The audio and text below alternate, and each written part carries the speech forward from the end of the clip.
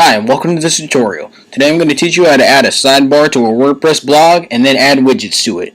Let's get started. In this tutorial I'm going to start with the extra HTML, then I'm going to go down to the CSS, and after that I'm going to go to the PHP. So let's open up our index.php and style.css files. Okay, so first what we want to do is we want to add a new div under our body div. I'm going to make a new div and give it a class of sidebar. Close it off. And in that sidebar, we're not going to put anything. Now let's move on to our CSS. Right now, our body div has a width of 100%. So what we want to do is we want to make that only partial width, and then we're going to have the sidebar take up the rest of the width. So let's add some CSS for the body div. Type in width 60%. And now if we reload the page, we can see that that works. Perfect. Now let's add some test sidebar content just to make sure that the sidebar has enough space.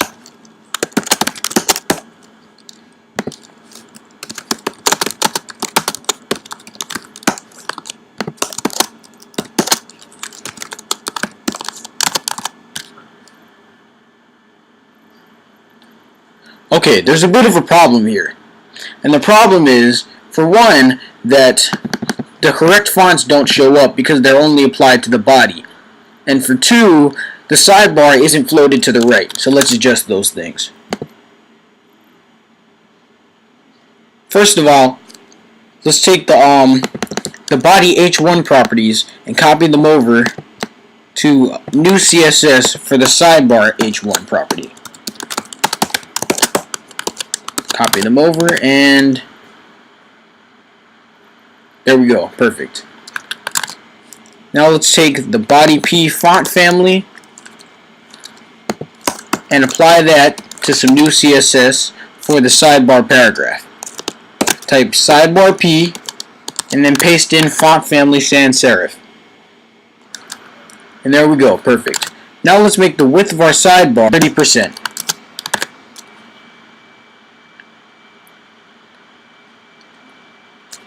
And there we go. And there we go. It's a little bit too low actually, so let's fix that. Let's use our margin top property and a negative value to bring it up.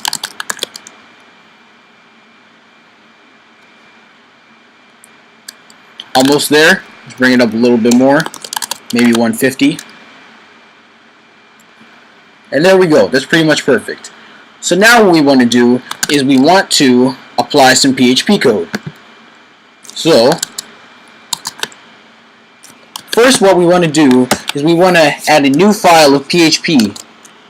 So let's open up a new file and we'll save it under the name functions.php. This is where our sidebar content goes.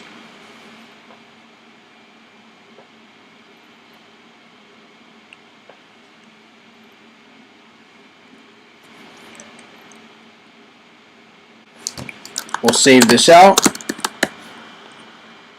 Functions.php.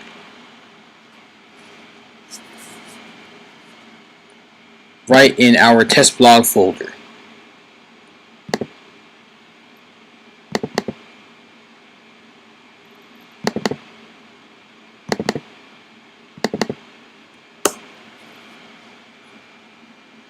And there we go. So, in order to make our sidebar work, I'm going to get some code from digwp.com. We need to type in if parentheses, and then in between those parentheses, function underscore exists, two more parentheses, two apostrophes, and then in between those apostrophes we type in register underscore sidebar. And then after all the parentheses we type in open bracket, close bracket. And then in between those brackets we type in register sidebar, register underscore sidebar, and then two more parentheses. Hit enter, and then in between those parentheses type in array and then 2 more parentheses, and then we type in all of the stuff where we have our information about what our sidebar is. So we type in 2 apostrophes, and then in between that the word name, and then we draw a little arrow sign with the equal sign and the greater than sign. Now what we do is we type 2 more apostrophes, and then in between that we type in the name of our area, which is simply going to be sidebar. And then we type a comma. Then we hit enter, and then we do 2 more apostrophes, another arrow, and 2 more apostrophes, and a comma. In between the first set of apostrophes, we type in ID. And then the second set of apostrophes, we type in sidebar again in lowercase letters. Then we hit enter, type 2 more apostrophes, another arrow, 2 more apostrophes, and then another comma. In the first set of apostrophes, we're going to type in description. In the second set of apostrophes, we're going to type in a description. This is a description. I don't know. Okay. Then we're going to hit enter again. Then we're going to type 2 more apostrophes, another arrow, 2 more apostrophes, and then a comma. And let's just finish all the apostrophes off. Let's do 2 more apostrophes, arrow, 2 more apostrophes, comma, 2 more apostrophes, arrow, 2 more apostrophes, comma, and last but not least, 2 more apostrophes, arrow, 2 apostrophes, comma. Actually, we don't really need the last comma. Let's just delete that. Okay, in between the first 2 apostrophes that are left blank, we type in before widget. This section shows HTML content that goes before the widget appears. In between the apostrophes, we type in div, ID, and then 2 quotation marks. Then we type in a very weird string, which is $1 $S. Not sure what that's about. And then after that, we type in class equals widget, and then we type in $2 $S. Don't worry, you won't have to remember any of this information later. You can just copy and paste it from previous documents. So, then we end off our div and delete the ending div tag. Perfect. Now we want to do, in the next set of apostrophes, after underscore widget, and then the next set of apostrophes, the closing div tag. Perfect. Alright. In the next set of apostrophes, we type in before underscore title to show which HTML content goes before the title. And of course, we want that to be H1. And we're going to take the ending H1 tag and put it into the next set, the set after the next set of apostrophes. And then the final set of apostrophes we're going to put in after underscore title. Oh yeah, and add a semicolon right after that last parenthesis.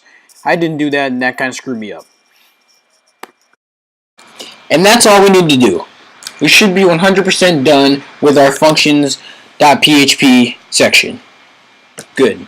So now let's go back to our index.php and actually add content to our sidebar. So we're going to remove whatever is inside of our sidebar, and now we're going to add a couple lines of PHP. Actually, we're only going to add 1 line of PHP. Let's add an opening PHP tag if function, 2 parentheses, function underscore exists, 2 more parentheses,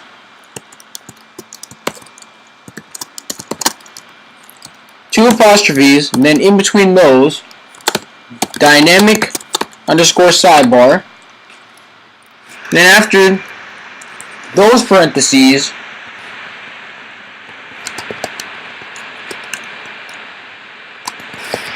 two ampersands. Then we're going to type in space, dynamic underscore sidebar, and then we're going to type in 2 more parentheses, 2 more apostrophes, then in between that goes widget. Sorry, in between that goes the ID, which is sidebar. And then after all our parentheses, we're going to type in a colon, the word else, another colon, and then question mark, and the greater than sign to end off our PHP. And there we go. Now, if we go into our WordPress dashboard and reload the page, we should get a new option in our appearance panel which says widgets. What's going on here? Apparently there's some kind of problem with the code I wrote. Let's see what it is. Oh, my mistake. I never put in the PHP tags. Make sure that you put in the opening PHP tag and the closing PHP tag before all of your code that goes in. Now if you reload the page, you should get a new menu inside the appearance panel that says widgets. Okay, so now what we want to do is go down to the appearance panel and we should see a new tab that says widgets. Click on that. Now you should see the sidebar that we just registered. So what we want to do is we want to add some custom fields to it, whatever. It doesn't really matter what they are because this is just a test. So let's see. Let's add text. This is my sidebar. Hooray! It works.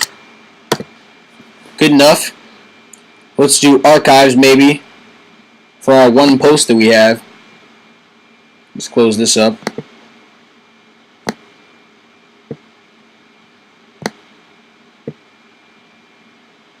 And that should be sufficient.